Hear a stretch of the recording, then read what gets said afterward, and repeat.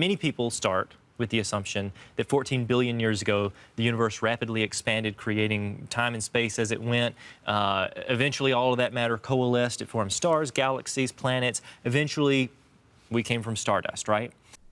Wrong. At least the part about starting with that as an assumption. If the universe is expanding and has been getting bigger for a while, then it must have been smaller in the past. That's not an assumption so much as an inescapable inference. Logically, there's no other possible option given the evidence available.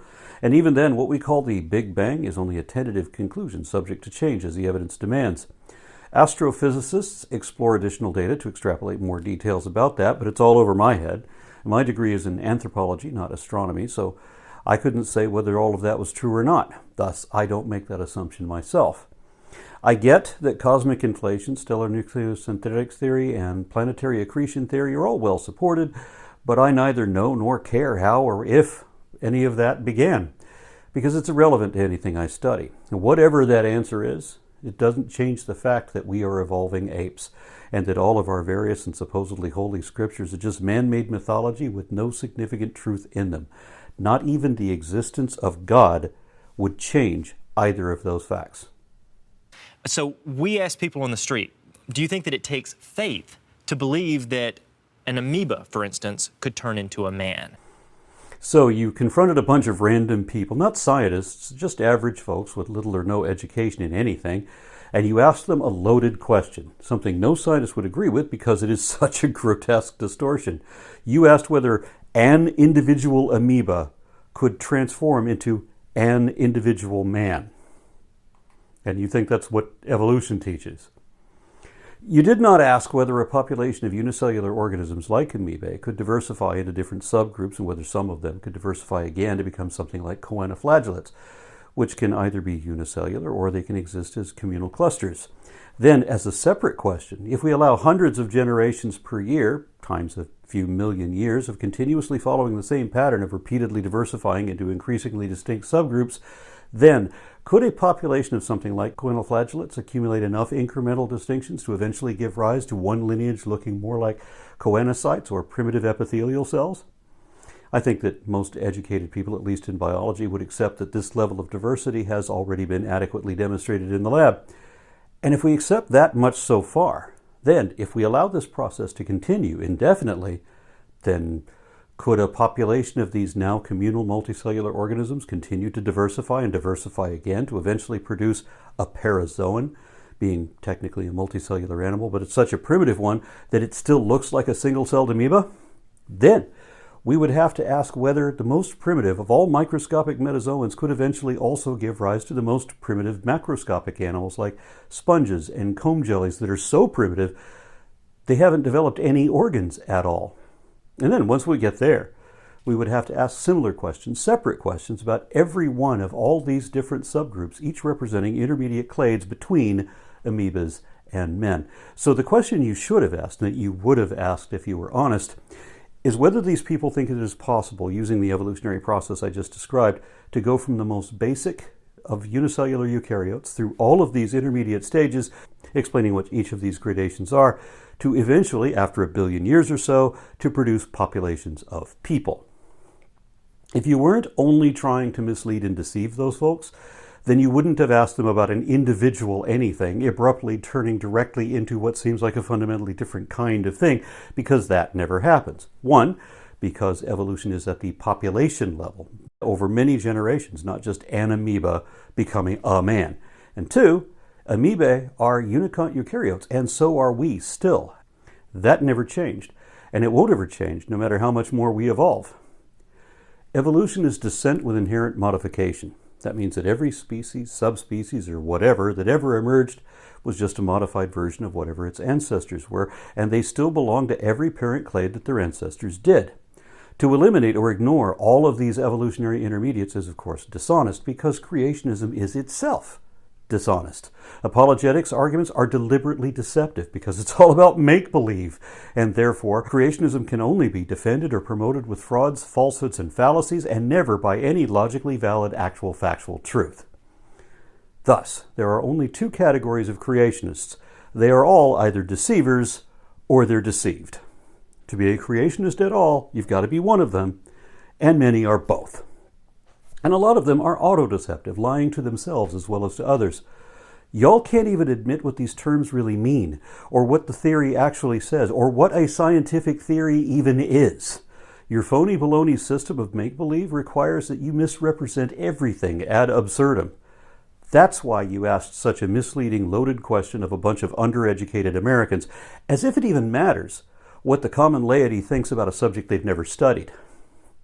You know, when I have questions like this, I'm smart enough to say, let's ask the experts, those who know more about it than I do, because I'm interested in learning. But creationists don't even want to know what they're afraid to believe, so they only ask the folks who don't know anything, making sure to avoid or edit out anyone who actually knows what they're talking about. It's interesting that nearly everyone said that it takes faith to believe that an amoeba could turn into a man.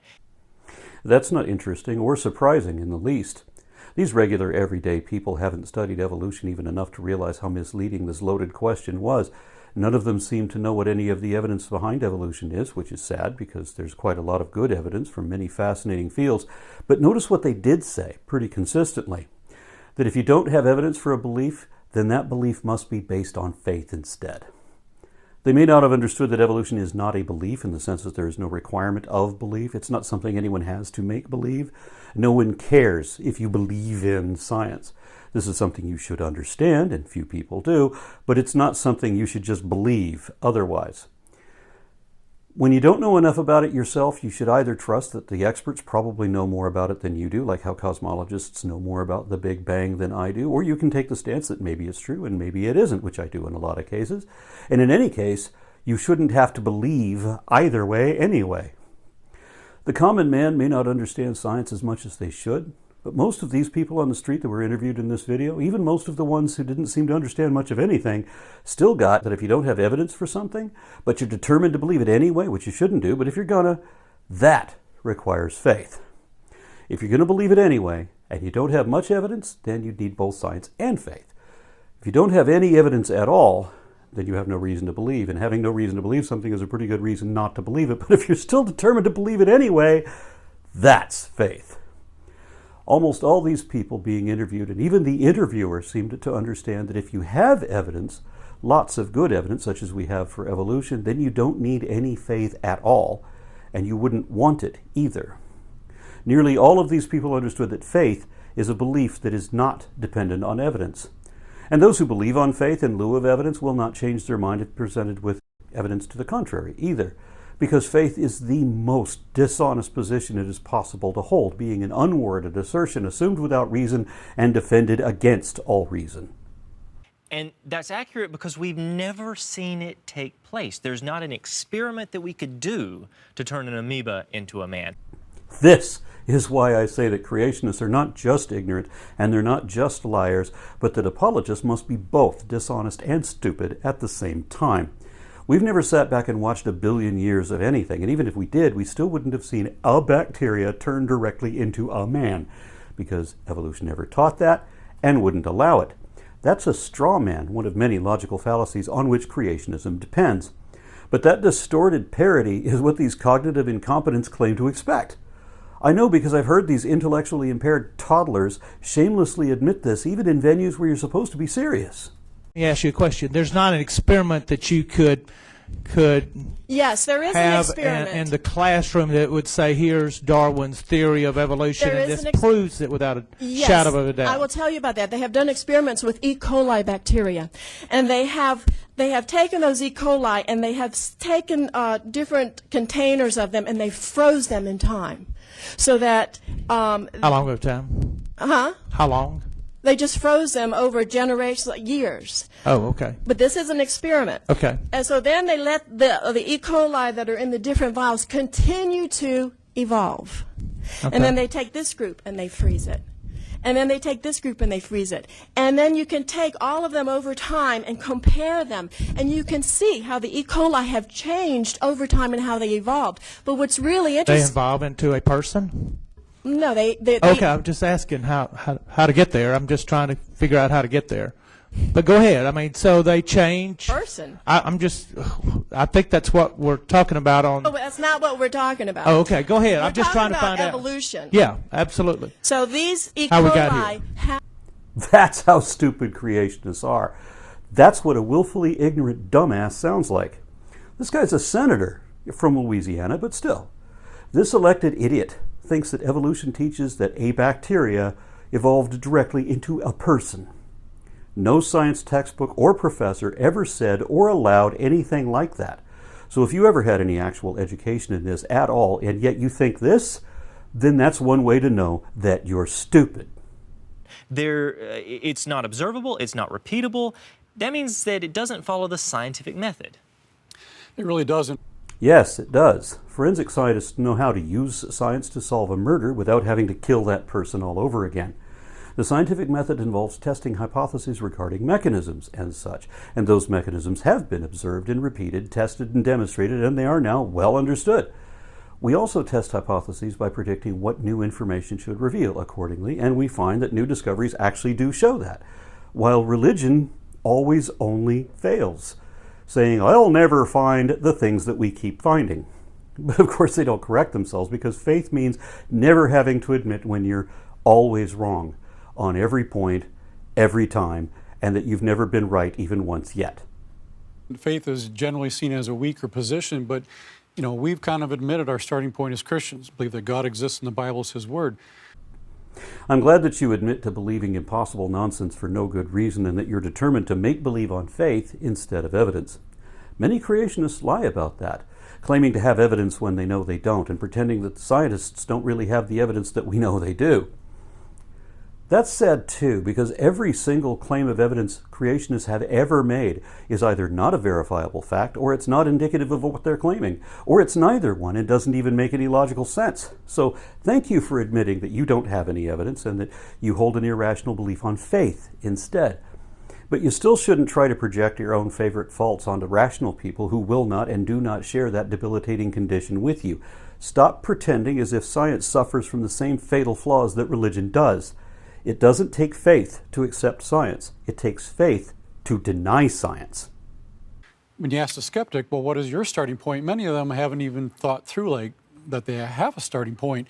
They'll typically say, well, their starting point is really all about facts, though. So then I ask them, what do you mean by facts? A fact is a point of objectively verifiable data, something that can be studied and confirmed independently, not just whatever we're told to believe and expected to blindly believe without question, reservation, or reason. We're allowed to question science, and we're encouraged to learn as much as we can about it on our own until our curiosity is satisfied. Yeah, but at some point I have to trust that my doctor or dentist or mechanic probably knows more about their field of expertise than I ever will. That tentative trust is not based on faith, though. That's an evidence-based position, what we can see for ourselves if we care to study it. We don't assume that some alleged authority is right just because they're seen as an authority. A faith is most often believing in an erroneous assumption of authority, like that the Bible or the Quran are God's word, when they obviously aren't and can't be and still wouldn't be even if there really was a God. Science may have experts, but no authorities. And scientists recognize what religionists won't, that arguments from authority are worthless. They say, well, science and proven things. As opposed to having to gullibly swallow untestable, unprovable, improbable, unfalsifiable, unsupported assertions from questionable sources on insufficient evidence, blindly believing whatever you're told to believe simply because you were told to believe it. With science, you don't have to make believe anything, certainly not contradictory fables about impossible absurdities that you just got to take on faith without any potential for understanding. In science, you can actually show and thus know what you're talking about.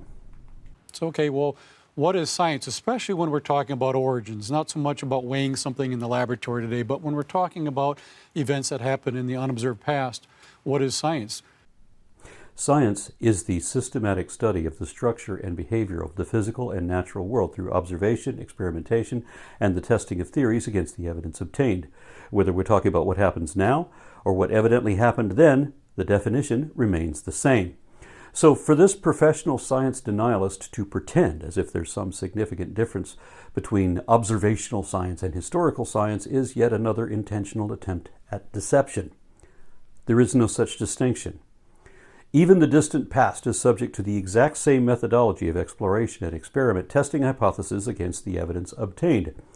If you see a trail of cleated boot prints along the beach, even if you weren't there to observe those prints being made, you already know how they were made. You know someone walked there, even if no one else was there to see it. And you could probably even figure out how much that person weighed. Science is really the thoughts and opinions of other men and women, most of which we've never met. No, it isn't. What a surprise that a professional science denier doesn't even know what science is. Who could have predicted that a religious apologist who makes his living by pretending to know things no one even can know and denying what we really do know doesn't even know what everyone else should know? So then I would ask the skeptic, how do you know you can trust the thoughts and opinions of other men and women? And then they would say, well, I can just tell, I can think through that and realize that they're correct. Okay, now you're relying on your own reasoning to figure out why men and women you've never met are correct about their opinions about the past. It's not about opinions. It's all about the data. There are interpretations of the data, and those interpretations are the hypotheses that must be tested against the data, and then the data tested against more data. Scientists don't trust the opinions of other scientists in their own field. Instead, they want to know the reasons why they hold that opinion before they can decide whether they even agree with it. And this lack of trust in unsupported opinions is also why I'm not religious, because religion is just the uneducated opinions of ignorant people pretending to speak for God. Whether it's the people preaching their baseless bigotry from the pulpit or the anonymous authors of all our various scriptures pretending to be the word of whichever magic imaginary friend those authors believed in, none of those people really knows what they're talking about. Yet, believers trust in them completely, foolishly, and to their own detriment, and they don't even want to know what the truth really is. That's what faith does to your brain. Faith is not and does not like the truth, and religion doesn't even want to understand what is really real. It's all about trying to make believe something else instead, a fantasy world, a pure imagination, a mystical alternative reality that is not part of the world, and it's not evidently true either. Religious apologetics is just making up excuses to keep on believing things that we know are not true, like Adam and Eve and the Tower of Babel and the global flood of Noah's Ark and the Exodus. We know for certain that none of that really happened because there's no evidence for any of it, and there's plenty of evidence against all of it. Religion is a belief system with required beliefs and prohibited beliefs, wherein any deviation is condemned as heresy, blasphemy, or apostasy. But science is free thought and open investigation, where the truth is what the facts are, and the only sacred truth is that there are no sacred truths. We can question everything, and we don't have to believe anything, especially not baseless claims of absolute truth that are evidently not true at all. Thus, accuracy and accountability are paramount in science, where those things don't even matter in religion, because religion is not about truth. It's about believing something else instead. Then I ask them, how do you know you can trust your reasoning? Then they say, well, I know I can trust it because it's worked well for me throughout my life. It's consistent. And okay, so now you're using your reason to tell me why you can trust your reason, which is circular reasoning. No, it isn't. That's not what's happening, and that's not even what they're saying. They're saying that unlike religion, where you just got to blindly believe whatever inconsistent and contradictory fairy tale some ignorant idiot lies to you about, in science you can study the topic for yourself, to see and even test the data, to know what the truth of the matter really is without having to trust or believe anyone's opinion. At that point I say, you know what, but that's okay, because everyone has to start somewhere. I just wanted you to realize you're ultimately not so much about facts. You assume you can trust your own reasoning even though you can't prove that. That's your starting point. So at least we're being honest about where we're beginning, and we use those starting points then to evaluate everything else. No, it's not okay for either of us. Circular reasoning, also known as the question-begging fallacy, is ubiquitous in all religions. It's where you assume that your scriptures are true because the scriptures say so, and you simply ignore every logical fact that says that can't be right. My starting point is that it matters to me what the truth is. That's the fundamental difference between us right there. I can't say that anything is the truth until or unless I can show the truth of it. Because, as Lincoln said, it is an established maxim in morals that he who makes an assertion without knowing whether it is true or false is guilty of falsehood, and the accidental truth of the assertion does not justify or excuse him. So I have to be able to show how I know that it's true before I can say honestly whether it is. But faith means just making up any lie you like and calling that the truth with a capital T. It is dishonest to assert baseless speculation as if it was a matter of fact, yet that's what all religions do. That's why I cannot adopt any religious belief. Every religion claims to be the truth, but none of them that can show that there's any truth to it, any of it, not even the things that they agree on. So they are all apparently entirely imaginary. My starting point is I don't want to believe. I want to understand and to improve my understanding of whatever is really true or real. That means that the only value information has is in however accurate it can be shown to be. And if it can't be shown to be accurate at all, then it has no value at all. That's why I don't waste a lot of time listening to any preacher's sermons. The fuck do they know? My starting point is that I don't want to be fooled into believing things that are not true, like religious people are and do.